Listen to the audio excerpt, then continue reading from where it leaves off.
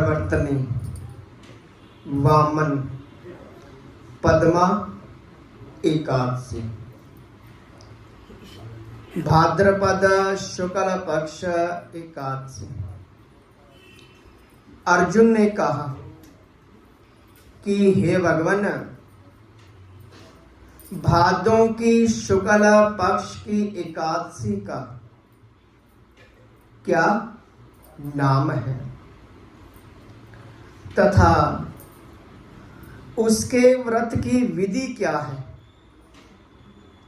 उस एकादशी के व्रत को करने से कौन सा फल मिलता है। हे मधुसूदन, ये सब समझा करके कहिए। तो भगवान श्री कृष्ण बोले कि हे अर्जुन, भादो मास के शुक्ल पक्ष की एकादशी को जयंती एकादशी, परवर्तनी, वामन, पद्मा एकादशी भी कहते हैं। इस एकादशी की कथा के सुनने मात्र से समस्त पापों का नाश हो जाता है और प्राणी जो है स्वर्ग का अधिकारी हो जाता है। इस जयंती एकादशी की कथा से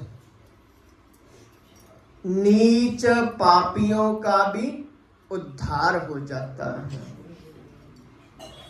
यदि कोई धर्मपरायण मनुष्य एकादशी के दिन मेरी पूजा करता है तो मैं उसको संसार की पूजा का फल देता हूं। और जो मनुष्य मेरी पूजा करता है उसे मेरे लोक की प्राप्ति होती है। इसमें किंचन मात्र भी संदेह नहीं है। जो मनुष्य इस एकादशी के दिन श्री वामन भगवान की पूजा करता है वह तीनों देवता अर्थात ब्रह्मा, विष्णु, महेश की पूजा करता है। हे अर्जुन, जो मनुष्य इस एकादशी का व्रत करते हैं उन्हें इस संसार में कुछ भी करना शेष नहीं रहता है। इस एकादशी के दिन विष्णु भगवान करवट बदलते हैं, इसलिए इसे परवर्तनी एकादशी भी कहते हैं। इस पर आश्चर्यचकित होकर के अर्जुन बोले कि हे कृष्ण जी, आपके वचनों को सुन करके मैं भ्रम में पड़ गया हूं कि आप किस प्रकार सोते हैं और करवट बदलते हैं। आपको बलि ने क्यों बांधा और वामन रूप धारण करके आपने क्या क्या लीलाएं की हैं। चतुर्मास्य व्रत की विधि क्या है तथा आपके शयन करने पर मनुष्य का क्या कर्तव्य है, ये सब विस्तार से कहिए। तो कृष्ण भगवान बोले कि हे अर्जुन, अब तुम सारे पापों को नष्ट करने वाली इस कथा को सुनो कि त्रेता युग में बलि नाम का एक दानव था। वह अत्यंत भगत, दानी, सत्यवादी, ब्राह्मणों की सेवा करने वाला था।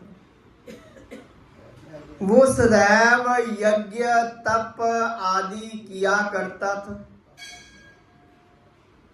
अपनी इसी भक्ति के प्रभाव से वह स्वर्ग में इंद्र के स्थान पर राज्य करने लगा। इंद्र तथा अन्य देवता इस बात को सहन ना कर सके और भगवान के पास जाकर के प्रार्थना करने लगे। अंत में मैंने वामन रूप धारण किया और तेजस्वी ब्राह्मण बालक रूप में राजा बलि को जीता। इस पर अर्जुन बोले कि हे जनार्दन, आपने वामन रूप धारण करके उस बलि को किस प्रकार जीता, ये सब विस्तार पूर्वक समझाइए। तो श्री कृष्ण भगवान बोले कि मैंने वामन रूप धारण करके राजा बलि से याचना की कि हे राजन, तुम मुझे 3 पैर भूमि दे दो, इससे तुम्हें 3 लोक के दान का फल प्राप्त होगा। तो राजा बलि इस छोटी सी याचना को स्वीकार कर लिया और भूमि देने को तैयार हो गए। जब उसने मुझे वचन दे दिया, तब मैंने अपना आकार बढ़ाया, शरीर को इतना बड़ा कर लिया कि भूलोक में पैर,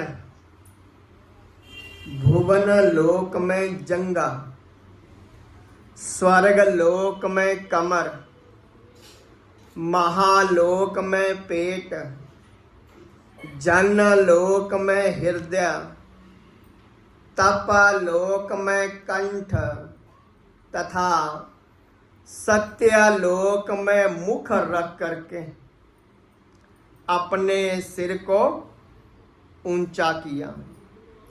उस समय सूर्य, नक्षत्र, इंद्र तथा अन्य देवता मेरी स्तुति करने लगे। उस समय मैंने राजा बलि से पूछा कि हे राजन, अब बताइए कि मैं तीसरा पैर कहाँ पर रखूं। इतना सुन करके राजा बलि ने अपना सिर नीचे कर लिया। तब मैंने अपना तीसरा पैर उसके सिर पर रख दिया। इस प्रकार देवताओं के हित के लिए मैंने अपने उस असुर भगत को पाताल लोक में पहुंचा दिया। तब वह मुझसे विनती करने लगा। मैंने उससे कहा कि हे बलि, मैं सदैव तुम्हारे पास ही रहूंगा। भादों के शुक्ल पक्ष की परवर्तनी नाम की एकादशी के दिन मेरी एक प्रतिमा राजा बलि के पास रहती है और एक क्षीर सागर में शेष नाग के ऊपर शयन करती रहती है। इस एकादशी को विष्णु भगवान सोते हुए करवट बदलते हैं। इस दिन त्रिलोकी के नाथ श्री विष्णु भगवान की पूजा की जाती है। इसमें चावल और दही सहित चांदी का दान किया जाता है। इस दिन रात्रि को भजन करना चाहिए। इस प्रकार व्रत करने से मनुष्य जो है समस्त पापों से मुक्त होकर के स्वर्ग लोक को चला जाता है और वह स्वर्ग लोक में जाकर के सदैव चंद्रमा के समान प्रकाशित रहता है। उसको इस लोक में तथा परलोक में दोनों में यश मिलता है। जो इस पापों को नष्ट करने वाली कथा को सुनते हैं उन्हें अश्वमेध यज्ञ का फल मिलता है। कथा का सार ये है कि व्यक्ति दान करे, किंतु दान करके अभिमान न करे। अहंकार जो होता है वो व्यक्ति को ले डूबता है। राजा बलि ने अभिमान किया और पाताल को चला गया, लेकिन भगवान की कृपा से विष्णु भगवान की पूजा करने से मोक्ष को प्राप्त हो गया। जो भी मनुष्य इस कथा को सुनते हैं उनके सारे पाप ताप खत्म हो जाते हैं और उन्हें अश्वमेध यज्ञ का फल प्राप्त होता है। बोलिए श्री विष्णु महाराज की जय।